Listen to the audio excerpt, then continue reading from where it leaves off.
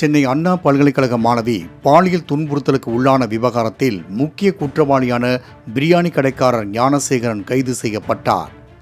மாநிலத்திலேயே முதன்மை பெற்ற பல்கலைக்கழக வளாகத்திற்குள் மாணவிக்கு நேர்ந்த இந்த கொடுமையை கண்டித்து எதிர்க்கட்சியினர் போராட்டத்தில் ஈடுபட்டு வருகின்றனர்.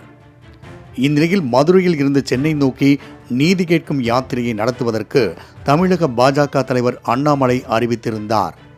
இந்த பேரணிக்கு காவல்துறை சார்பில் அனுமதி கிடைக்காத நிலையில் தடையை மீறி மதுரை சிம்மக்கல்லில் பாஜகவினர் போராட்டத்தில் ஈடுபட்டனர்.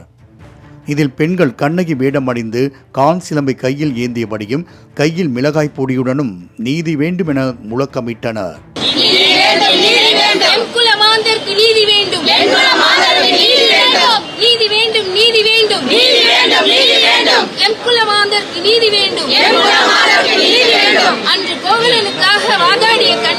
பின்னர் அங்கிருந்த கண்ணகி சிலைக்கு மிளகாய் பொடியை பூசி எதிர்ப்பை தெரிவித்தனர். இந்த போராட்டத்தில் நடிகையும் பாஜக தேசிய செயற்குழு உறுப்பினருமான குஷ்புவும் பங்கேற்றார். நீதி வேண்டும், நீதி வேண்டும், நீதி வேண்டும், நீதி வேண்டும், அண்ணா பல்கலைக்கழக மாணவிக்கு, அண்ணா பல்கலைக்கழக மாணவிக்கு. அனுமதி இல்லாமல் போராட்டம் நடத்தியதால் காவல்துறையினர் உடனடியாக தலையிட்டு பாஜகவினரை கைது செய்ததால் திடீர் பரபரப்பு நிலவியது.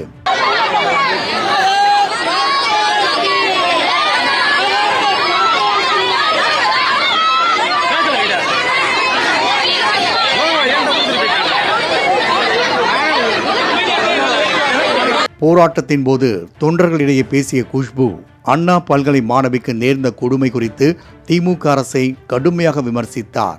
பப்ளிசிட்டி தேவைப்படுது, விளம்பரம் தேவைப்படுது. உங்களுக்கு ஒவ்வொரு இடத்துலயும் ஒரு கையில பேப்பர் வச்சுட்டு படிக்கிறீங்களே, மாண்புமிகு முதலமைச்சர் ஸ்டாலின் அவர்களே, நான் உங்களை பார்த்து கேட்கிறேன், பெண்கள் காப்பாத்துறதுக்கு வக்கில்ல, பெண்களுக்கு திட்டம் கொடுத்துட்டு இருக்கீங்களா? பெண்கள் முதல்ல காப்பாத்துங்க ஐயா.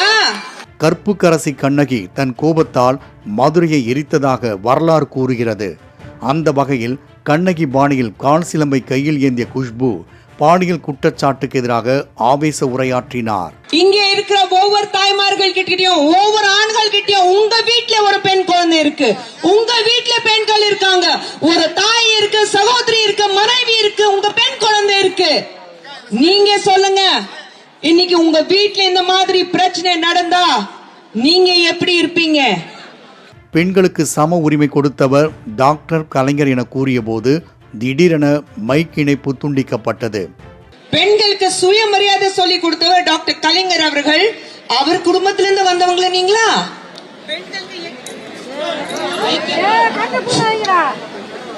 திமுக அரசை கண்டித்து பாஜக நடத்தும் போராட்டத்தில் கலைஞரை பாராட்டி பேசியதால் மைக் ஆஃப் செய்யப்பட்டதாக அங்கிருந்தவர்கள் முணுமுணுத்தனர்.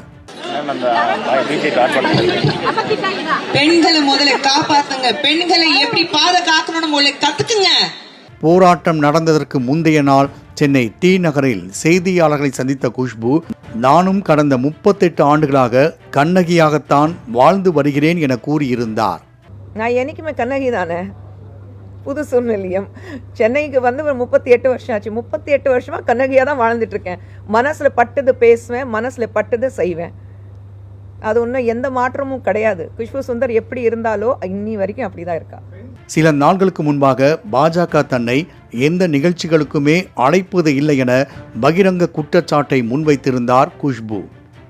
இந்த விவகாரம் பாஜக தலைமையை எட்டிய 2 நாள்களில் மாபெரும் போராட்டத்தை நடத்தி தன் இருப்பை குஷ்பு பதிவு செய்து வருவதாக அரசியல் விமர்சகர்கள் கருத்து தெரிவித்து வருகின்றனர்.